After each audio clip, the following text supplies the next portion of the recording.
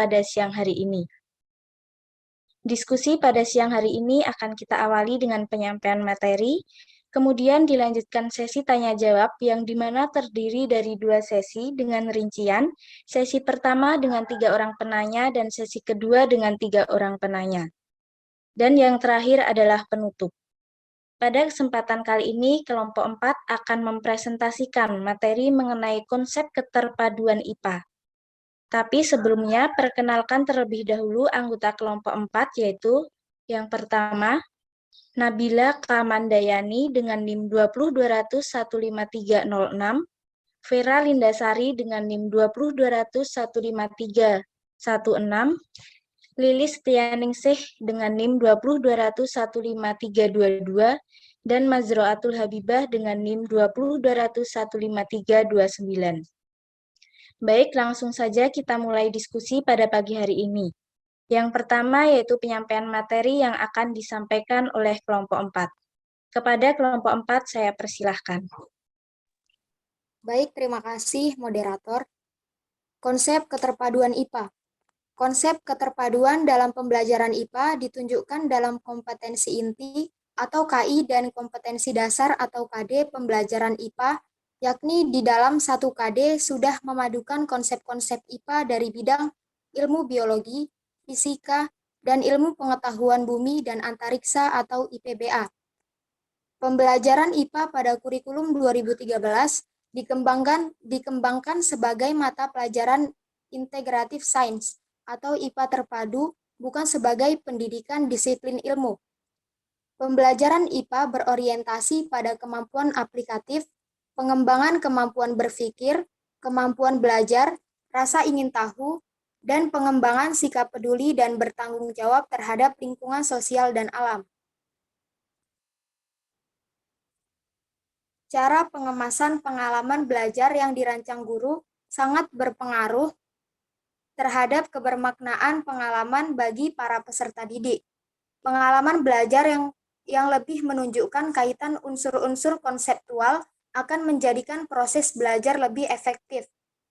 Kaitan konseptual yang dipelajari dengan sisi bidang kajian IPA yang relevan akan membentuk skema kognitif, sehingga anak memperoleh keutuhan dan kebulatan pengetahuan, menurut Purwanti Windy pada tahun 2013.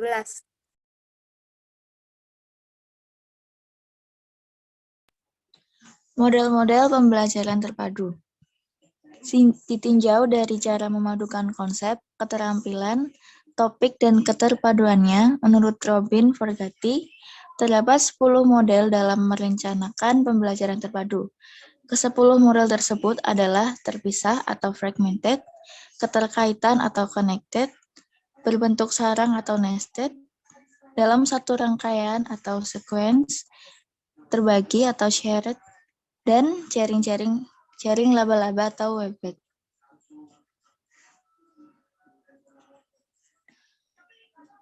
Model-model pembelajaran terpadu. 1. Topik-topik dalam satu disiplin ilmu berhubungan satu sama lain antar konsep, keterampilan, atau tugas. 2. Webbed. Pembelajaran diikat dengan tema sehingga dikenal dengan pembelajaran tematis karena menggunakan tema sebagai dasar pembelajaran dalam berbagai disiplin mata pelajaran. 3. Shared. Dalam model ini dipadukan dua mata pelajaran yang memiliki bagian sama, yaitu pengajaran yang melibatkan dua disiplin difokuskan. Dalam menentukan model keterpaduan suatu topik IPA, terdapat sejumlah konsep yang saling bertautan dalam satu KD, sehingga pembelajarannya menghasilkan kompetensi yang utuh. Konsep-konsep tersebut harus diterapkan dalam pembelajarannya. Terdapat KD yang mengandung konsep saling berkaitan, tetapi tidak beririsan. Untuk menghasilkan kompetensi yang utuh, konsep-konsep harus berkaitan dengan suatu tema tertentu.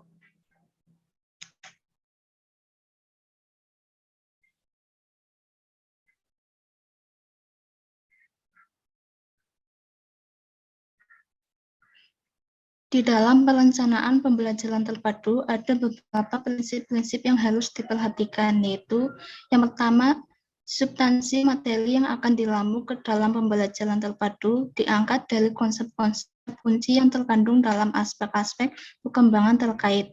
Yang kedua, antar konsep kunci yang dimaksud memiliki keterkaitan makna dan fungsi. Apabila dilamu ke dalam satu konteks tertentu, peristiwa, isu, masalah, atau tema masih memiliki makna asal, selain memiliki makna yang berkembang dalam konteks yang dimaksud. Yang ketiga, aktivitas belajar yang hendak dirancang dalam pembelajaran terpadu mencakup aspek perkembangan anak. Adapun ciri-ciri perkembangan terpadu menurut Hilda Carli dan Margareta tahun 2002 halaman 15 dalam mengemukakan beberapa ciri pembelajaran terpadu, yaitu yang pertama holistik. Suatu peristiwa yang menjadi pusat perhatian dalam pembelajaran terpadu dikaji dari beberapa bidang studi, sekaligus untuk memahami suatu fenomena dari segala sisi. Yang kedua, bermakna. Keterkaitan antara konsep-konsep lain akan menambah ketermaknaan konsep yang dipelajari dan diharapkan anak mampu menerapkan peralihan belajarnya untuk memecahkan masalah-masalah nyata di dalam kehidupannya. Yang ketiga, aktif.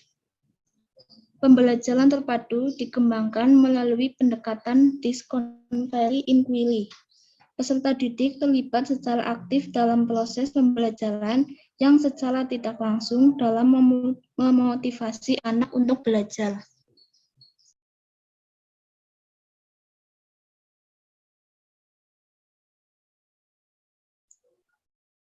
Kekuatan dan keterbatasan pembelajaran terpadu. Pembelajaran terpadu memiliki kelebihan dibandingkan dengan pendekatan konvensional, yaitu yang pertama, pengalaman dan kegiatan belajar peserta didik akan selalu relevan dengan tingkat perkembangan anak. Yang kedua, seluruh kegiatan belajar lebih bermakna bagi peserta didik sehingga hasil belajar akan dapat bertahan lebih lama.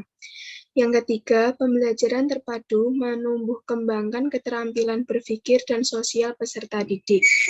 Yang keempat, pembelajaran terpadu menyajikan kegiatan yang bersifat pragmatis dengan permasalahan yang sering ditemui dalam kehidupan lingkungan real peserta didik.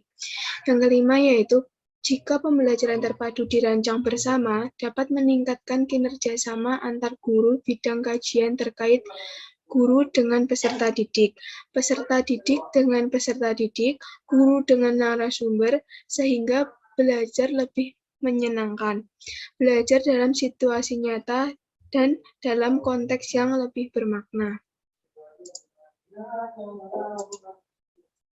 Di samping ada kelebihan di atas, pembelajaran terpadu memiliki keterbatasan terutama dalam pelaksanaannya, yaitu pada perancangan dan pelaksanaan evaluasi yang lebih banyak menurut guru untuk melakukan evaluasi proses dan tidak hanya evaluasi dampak pembelajaran langsung saja. Puskur Balitbang Dinas mengidentifikasi beberapa keterbatasan pembelajaran terpadu antara lain dapat ditinjau dari beberapa aspek, yaitu yang pertama aspek guru. Guru harus berwawasan luas, memiliki kreativitas tinggi, keterampilan metodologis yang handal, rasa percaya diri yang tinggi, dan berani mengemas dan mengembangkan materi. Secara akademik, guru dituntut untuk terus menggali informasi ilmu pengetahuan yang berkaitan dengan materi yang akan diajarkan dan banyak membaca buku, agar penguasaan bahan ajar tidak terfokus pada bidang kajian tertentu saja. Tanpa kondisi ini, maka pembelajaran terpadu dalam ilmu pengetahuan alam akan sulit terwujud. Yang kedua, aspek peserta didik. Pembelajaran terpadu menuntut kemampuan belajar peserta didik yang relatif baik dalam kemampuan akademik maupun kreativitasnya. Hal ini terjadi karena model pembelajaran terpadu menekankan pada kemampuan analitik atau mengurai, kemampuan asosiatif atau menghubung-hubungkan, kemampuan eksploratif dan elaboratif atau menemukan dan menggali, Bila kondisi ini tidak dimiliki, maka penerapan model pembelajaran terpadu ini sangat sulit dilaksanakan. Yang ketiga yaitu aspek sarana dan sumber pembelajaran. Pembelajaran terpadu memerlukan bahan bacaan atau sumber informasi yang cukup banyak dan bervariasi. Mungkin juga fasilitas internet.